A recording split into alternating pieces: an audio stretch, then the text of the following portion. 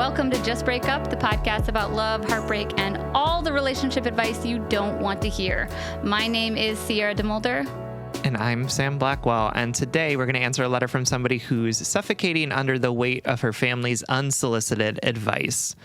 But before we begin, we just want to give you our Surgeon General's warning, which is that Sierra and I are not licensed mental health practitioners. No, but we do give advice. Unsolicited. So yeah, that's true. Content it's usually warning. Not unsolicited. Sam and I are not professionals. We're not trained in any of this. So please take our advice as you see fit in your life. We're only here to offer our humble musings to hopefully shed some understanding and maybe some laughs about the incredibly rewarding but mostly confusing experience that is love. All right, today's letter is coming to us from Failing at Adulthood, whose pronouns are she and they, and who is writing to us from the Tupperware at the back of the fridge. Hi, Sam, Sierra, and Spencer. Within the last year, I moved to a new city in my home state and started a new job with health insurance and a 401k, which honestly feels surreal. A profession isn't something I expected to have at 26, especially having 2 history degrees. Also, during these past several months, my social life has also expanded. While I'm still looking to make more friends, I managed to start a book club with some of my coworkers and am starting little solo adventures and dates. To be honest, I feel really proud of myself and the life I'm building, and I'm starting to love my life in a way that I haven't before. But these feelings of pride and love have been thrown off kilter due to the recent visit of my family. Damn, they always seem to do that, don't they? You're so feeling good about yourself, and then some shit from your childhood pops up. My parents visited me for the first time in several months and were in town for a long weekend. This also overlapped with my brother staying with me for over half the week. It was a lot. I'm so grateful, though, that they were willing to make the drive to visit me, as I'm several hours away from my hometown, and I really enjoyed so much of the time we spent together. My mom and brother, though, made some comments that heightened some of my anxieties and left me to stew in my insecurities. My mom is always making comments that I'm not washing my hair well enough. This time was no different. Immediately after dinner on our first night together, she looks at me and says, I need to keep scrubbing my head until the water runs cold when I'm showering and I'm not using the right type of shampoo. I just nodded and agreed because I know I'm washing my hair correctly, and avoided telling her that maybe I should just shave all my hair off so I don't have to listen to these comments anymore. She wouldn't have appreciated that. My annoyance with my mom's comment was worsened by a couple experiences with my brother. My brother is 5 years older than I am, and we have grown closer over the past decade. He's one of the only people I ever call just to chat with, and I'm constantly inspired by his depth and compassion. Yet, he has an uncanny ability of making me feel small and unheard. This is in part due to the fact that he can be very judgmental and holds a lot of convictions that his views of things are right. Anyway, on one of these days, he was staying with me. I had to go to work, and he assured me that he would be fine and that he would just do his own thing around town. When I came home, though, I found out that he had spent half the day cleaning my apartment. He vacuumed the rug, swept the living room floor and bathroom, washed all my dishes, cleaned off my stove, and even went so far as to clean my fridge. It made me feel like my living space was dirty, so much so that he couldn't handle it. I mentioned this to him, and he said he meant it as an act of service because he knows that I don't like cleaning. He was referencing a conversation we had had the previous night in which I talked about the struggle to find time to clean because of this capitalistic hellscape. So much of the time of the week is taken up by working full time, and that I haven't figured out a cleaning system that has worked for me yet. When I think about him cleaning my apartment, my skin crawls a little bit, and I think it's because he did it without asking. It just feels a little invasive. Does that make sense? Then, on the last night he was here, we had a conversation that made me kind of angry. I'm currently working at my state's government, and while it is a good job to start my career in, I don't think it's a forever job. The pay isn't sustainable in the long term. Also, it just doesn't offer any long-term growth. I know that after 5 years, I'll feel stagnant. I expressed this to my brother, and he seemed to understand, but the next day while we were out for a walk, he brought up the topic again and said he understood my concerns, and he just felt like my state needed me more than some place else would. For context, I For context, where I live struggles economically and is politically conservative, so a lot of young people end up moving away. He suggested that maybe I could just move to a different department in the state government. He also said that because of the state's struggles, that my work is more meaningful than it would be somewhere else. It was kind of demeaning and is part of a larger pattern of him and my mom thinking they know what's best for my life and the way I should live it. It all just has me feeling like I'm failing at being an adult. There are important tasks that I struggle to do in a timely manner, but they always do eventually get done. But getting them done obviously isn't enough. It feels like I'm not doing something right, that they would leave me alone if I was a successful adult. Like, I must obviously not be taking care of myself. These are anxieties that are always lingering in the back of my mind anyway, so this behavior from two people so dear to me just feels like confirmation that life and the world is in fact too much for me to handle. Usually, I'm content to play happy and stupid with my mom and brother, as everyone in my family has the tendency to get easily defensive when critiqued or when conversations start getting uncomfortable. But my ability to bear all this unsolicited advice is wavering. What are some ways that I can establish boundaries with them? How can I talk to them in a way that doesn't make them automatically defensive? Or maybe there's a better way to process all of their comments and be more confident in myself, while also accepting genuine critiques and advice that will help improve my life. Thank y'all for the time and effort that you dedicate to this podcast. As I've listened over the past couple of years, your advice and musings have prompted some important self-reflections and helped me grow. I will be forever grateful. With love, Failing at Adulthood. Oh, thank you so much, Failing at Adulthood, for writing to us. I'm going to change your name to Doing Fine at Adulthood. That's funny. Because all of the things that you're naming about how challenging it is to sort of live in this like weird, awful capitalist society that we live in, and the morality that we place on things like cleaning or taking care of ourselves, like all of that stuff as well, makes it really challenging. And you are doing what you need to do, right? Whether or not your refrigerator is clean actually doesn't say anything about you as a human or whether or not you're successful. And I also just want to name that, Sierra and I picked this letter, I think, because I deeply relate to this particular moment that you are in of being somebody who's trying to establish themselves as an adult and figure out, what does it look like for me to manage the things that I need to manage and take care of myself in the way that I need to take care of them, and have those things feel like they're being undermined by people trying to either offer help or unsolicited advice or being controlling or condescending, all of which are really true. Mm-hmm. So I just wanted to name that I see you in that, and I feel that with you. And I think I went through similar stuff when I was in my mid-20s as well, with my parents and my family and my understanding of myself.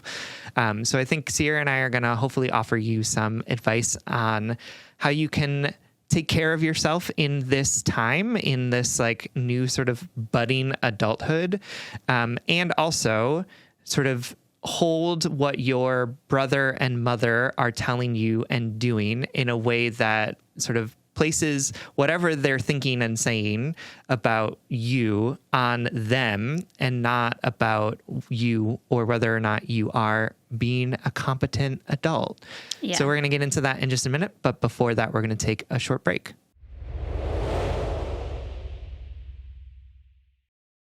All right, my darlings, welcome back. This letter reminds me so strongly of the meme that goes something like, "You think you're healed? ? Go to your parents' house for the weekend." I don't remember exactly the That's a good verbiage, meme, though. I like it. I love the sentiment of that meme because it's so true, man. You think you're on your healing journey, you're establishing great boundaries and a connected community, and you're starting to love your life, and then, man, nothing will make you feel more like a vulnerable, defensive child than being around your family members.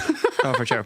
100%. I'm the youngest out of 3 sisters, and I just now, I'll be 38 next month. I just now in my life don't feel the youngest child dynamic when we all get together. Like there's still always I'm excited. like, okay, so 2 years. That's when it's gonna stop happening. Yeah. I just have to wait another 2 years. I had a baby, to be honest, and there it is. you know what I mean? Like that kind of like disrupts. You're no longer, I have another dependent on me. Yeah, for sure. And it was also honestly like a lot of conversations in therapy and my life and starting to just see people as people and not as labels as sister and parent, but yeah, so it takes a long time. The dynamics between you and your family members are so well, what's the word? Trodden. Sure. Thank you. I love when I surprise Sam with my, I don't know, with the word. I'm like, I don't think that trodden is a word, but maybe it is. well trodden. I think well. God damn it! This is a throwback. Well trodden. Yeah. Yes.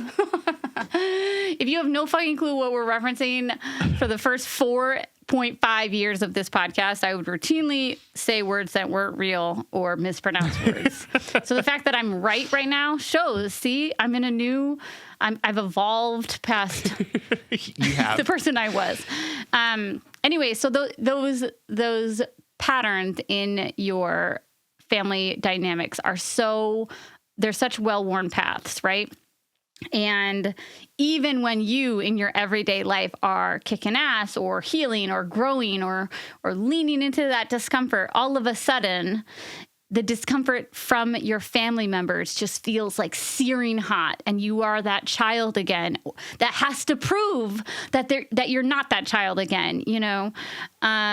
This letter makes a lot of sense to me, and I know that these are just 2 examples of a pattern in your relationships with your family members, and that you're feeling particularly sensitive right now because of this new vulnerable and magical life that you're building. Like you feel like Sam referenced this point of time at 26 where you are, not a child and not yet a woman, Britney Spears sort of style, not a girl, not yet a woman. Like you're in the middle of that world, and you're trying that. 26 is really when I started being like, oh, life is different than I thought it would be, and I'm different than I thought I would be. And then all of a sudden you're like, how can I do this? How can I exist with a career and a dirty fridge and triggers and mistakes and stuff like that? So this is just a vulnerable time in general. Add to the fact that our families bring us back to our most core wounds. I think I kind of want to talk about the mom stuff and the brother stuff kind of separately, mostly because like, fuck what your mom said about your hair. Read. Like, I don't think Adult Children of Emotionally Immature Parents to settle that. Yeah, absolutely. Because that is frankly none of her business. And secondly, like not anything that she needs to talk to you about. Yeah. And, I appreciate that you held your tongue before the comment about shaving your head, but also I'm like, I don't know, you could have said that and I would have been like, good for you. I think that like, when we talk about cheerful and stupid as being a tactic that we can use around people who are not willing to like meet us in vulnerability, I want to just like name that cheerful and stupid thing is about keeping ourselves calm and sane and safe, right? Like it's not about not making people defensive or it's not about the other person. It's about how are we sort of navigating through this situation in a way that feels like, oh, I don't want to cause this because I don't want to have to deal with the fallout of it. Right. So like, I want to just name that, like, I don't want you to be walking through your life fearful of other people's defensiveness, so much so that you just like swallow everything that they give you, right? That you just like take it wholesale. I want you to be able to push back on your mom and say like, Mom, you can wash your hair in the way that you would like to wash it, and I will wash mine in the way that I like to wash it. And this is the end of the conversation that we're going to have about my hair, right? And if she gets defensive, she gets defensive, but that's on her. It's not on you. And I totally understand if you want to be cheerful and stupid about that stuff because you want to protect your own peace. But I don't know that that's what's motivating you right now, right? Like what it seems like is motivating you is a desire to not make them feel defensive. But I think your mom deserves to feel something about how she's talking to you, right? Like I think she deserves to know that this is like not an appropriate thing for her to be telling you. And I think that you deserve it to say that kind of stuff to her. You don't have to be mean or catty about it. But if she says stuff like that, I think you can respond and say like, that's none of your business and I'm not going to talk about it with you. And then when she gets defensive, you can say, you're getting defensive about this, so I'm going to leave, right? Like it is not your job to caretake for all of your parents' emotions. And I know that is probably the role that you've been playing, like especially as a youngest child. Like I deeply know how that kind of dynamic happens. But I think that like it's not your role to make sure that your mother never feels defensive, right? Like that is not actually going to serve you super well. And I think what you need to think about is, okay, well, what are the things that I'm going to do to manage when she gets defensive so that I'm not thinking to myself, I need to fix this, right? And I'm telling you this as if I am looking in a mirror. like this is true of me here now in my age of 35, right? Like I still am figuring out what this looks like. But the important thing is to think about here is that like it's not your job to coddle your mother so much that she never feels an emotion about the rude and uncomfortable things that she's saying to you, right? It is not your job to just swallow that pill and let it poison you, right? So that she never feels bad. I'm not going to talk about your mom.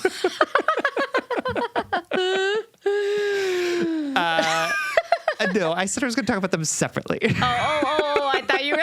I misheard you. Okay, yeah. Sorry, my bad. I thought you were like, I'm not going to talk about your mom, but fuck her. No, I was just like, because fuck your mom. Like this is the things that she's saying to you are like not cool. My bad. No. But I think it's just like that piece is like, say what you need to say to this woman and like tell her that this is not okay and not acceptable, right? Talk to her and then hold up that boundary regardless of how defensive she gets. And I know that that's really hard because like trying to keep the waters calm is probably something that seems like really important to you. And sometimes the waters need to get ruffled so that people see that they can't just like sail into you over and over again and pretend like it doesn't bother you. I really love the image of ruffled water. Shut up. No, I really like it. I want to take this opportunity to do a quick reminder about what boundaries are, right? A boundary isn't, Mom, you can't ask me about my hair anymore, right? The boundary is, if you bring up my hair again, I will not participate in that conversation and I will remove myself from the room. Or a boundary is, if you keep talking about my hair, I'm not going to answer your phone anymore. Or if you bring this up again, A boundary isn't about getting other people to control. A boundary isn't controlling other people's behavior. A boundary is you setting up some sort of action between you and that behavior if they choose to do it again. And a boundary is separate. It's a different thing than what Sam is suggesting additionally, which is you're allowed to ruffle that water. You're allowed to say something back, to defend yourself. And also, at the same time, like that's equally as important as understanding that for the rest of your life, people are going to bring their opinions to you. And those opinions aren't telling us anything about your life, about your value, about your effectiveness, about your worthiness, your lovability. Like I'm still to this day trying to loosen my relationship to other people's opinions because I'm realizing how much I still let them affect me, even when I don't care about them at all. And I know this is 10,000 times more complicated because it's your fucking mother, but you might be bold and brave and steadfast and have these boundaries and have these ruffled conversations, and your mom still might be this person. And then you have to that's where the boundaries come in, right? That's where you're like, I'm not participating in this relationship in this way anymore. You don't have access to me in this way anymore, or whatever. You know what I mean? Does that feel all... Did I cover that well enough? Okay. Absolutely. Okay. Do you want to talk about the brother? Let's talk about the brother. Let me start the brother thing by saying, well, actually, let's pause on the brother for a second. I'll do a good segue. I see myself in this letter, not because we have parallel lives, but because, and if I'm wrong, please forgive me and please just fast forward through this episode. I see shame in this letter, and shame is my number one emotion. It is the first emotion that I go to. And then the next emotion I go to is defensiveness, because shame makes me feel vulnerable. It makes me feel like I am at risk, and then I need to protect myself. So I become defensive, right? So to me, I see myself in this letter and my lifelong struggle with shame as my biggest and most immediate emotion. If somebody cleaned my house, even someone I loved and trusted, and somebody who had seen, the dirty corners of my entire being, the first feeling I would feel would be shame, because I would immediately think about the ways I would calculate the equation to equal I am not good enough. And this is why that happened. My wife leaves me. It's because I'm not good enough. My wife does the dishes for me. It's because I'm not good enough, and she thinks I wasn't going to do them. You know what I mean? I immediately go to shame. I immediately find out the equation in my head to where I am not, where I've done something wrong. And that's a defense mechanism. Like that's me, the most animalistic part of myself, trying to protect the little girl in me who grew up in volatility and grew up in a world in which love was made very, very conditional. And I don't know what your childhood was. I don't know why you turned to shame, or even if you relate to this or not. I'm definitely guessing here, but that's a big thing that's going to be tied to this reaction to your family members and reactions to their unsolicited advice, because hopefully with work and maturity and time and effort and discomfort, your family members will be less overstepping, or they will respect your boundaries more, or they will recognize that these are points of sensitivity to you, and they won't address you in this way anymore. But they might not. And the world will continue to throw their opinions of you, or the opinions of their assumed opinions of you, like me right now.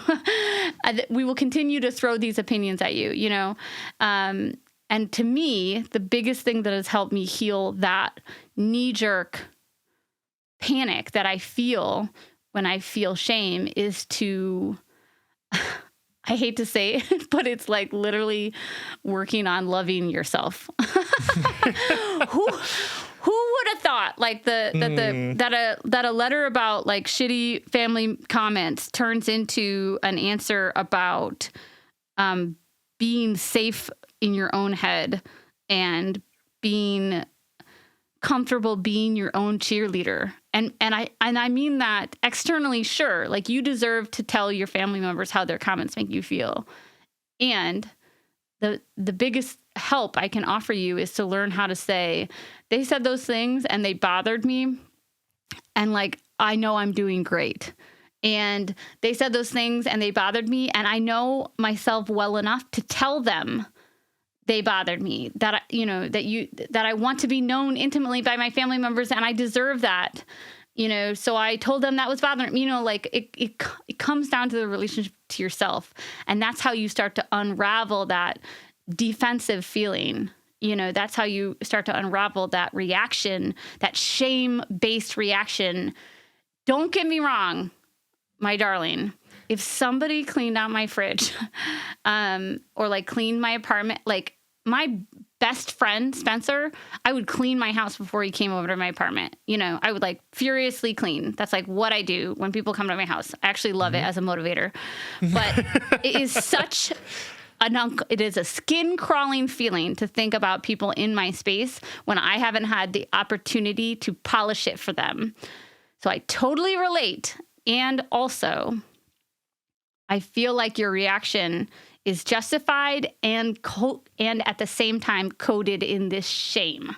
No, I feel like I totally agree. Like, I recently had to take my car to the shop and like get it fixed, and they cleaned my car and I got in my car, and all I felt was mortified that these people had like cleaned my car for me. Like, I just was like, what is happening? And I am also married to a person who shows his love through cleaning, right? Who like takes care of people through cleaning. Like, it is, Peter cleans so many things in our house that I have had to challenge myself to not be like, oh my God, does he think that I should have been doing this and am mortified by this, right? If we go to like dinner at somebody's house, like while everyone is like chatting in the living room, like he will go into the kitchen and like clean the kitchen for the host because he wants to show like thanks and kindness. And I think that like that has really had to teach me a lot about the ways in which I was viewing cleaning as like a moral thing, and the ways that like I'm like Sierra, right? Like if people are coming over, like I clean the whole house, and it's because I want to put the best foot forward for them. Whatever weird fucked up thing my family taught me about like cleaning and what it means about things. But I just want to like name that, right? And I want to name that like, yes, your brother probably overstepped because he didn't ask you for permission to do it. And my guess is that the motivations for what he was doing here was in response to you saying how hard it is for you to find time to clean. And he's like just at your house, not doing anything. Like, he'll do this nice thing for you, and be like trying to show you that he loves you by taking care of things that he knows are difficult for you or annoying or frustrating, right? And I think that is kindness, right? I think that is him trying to show you love and support. And I totally understand that it reads as if like, oh my God, you don't think I can take care of myself. But my guess is that your brother probably does think you can take care of yourself. He just heard you say, I don't like doing this, or this is hard for me, and thought, oh, this is something I can do to help, right? This is something I can do to lighten the load for her. And I want to like position it in that way because I recognize that the ways in which our siblings or our parents try and love us isn't enough, or comes in the wrong ways, or reads to us as something different. And I also know that sometimes love can be about control, right? Love can be about doing things that aren't super helpful for people, right? Like your stuff about your mom wanting you to wash your hair differently comes from a place of her trying to keep you safe, even if it's fucked up, right? Your brother trying to clean for you is about him trying to support you and love you, even if it feels weird and invasive. Your brother talking to you about your future career path is meant, hopefully, to be mentorly or supportive or whatever it might be, even though it read to you as him questioning what you're doing, right? And all of these things can be true at the same time, right? Like these things that particularly your brother, like I'm still mad at your mom, but particularly your brother is doing, are coming from a place of love and are reading really differently than they might intend them. But part of, I think, growing into adult relationship with people is about recognizing and seeing, like, this is what you're trying to say, and I can try and guide you towards something that's going to read differently to me. And I can also kind of look at this and say, I see what you're trying to do here, and I see the love and attention and respect that's behind Sam. it, right? Yeah. And I'm going to appreciate that love and respect, even if it's not the exact thing that I would have wanted, or even if it's not in the way that I would love it. And I'm actually going to show you love by trying to correct you in finding ways to express that love in better ways for me to hear it. it really reminds me of a huge life lesson I had about one of my sibling relationships in my 30s. One of my siblings is like, I would jokingly refer to them as like a searcher, like they're a wanderer. That's like what their spirit does. And that wandering has been both positive and negative in their life. And I think when I was younger, I thought the way that I could help them was to give them so much advice and to give them opportunities and, oh my God, look, I looked up this program and you can get a degree in this city, or, hey, I think you should do this with your life next, because I saw it as a form of loving them, right? Trying to help them, trying to fix whatever I thought needed fixing. And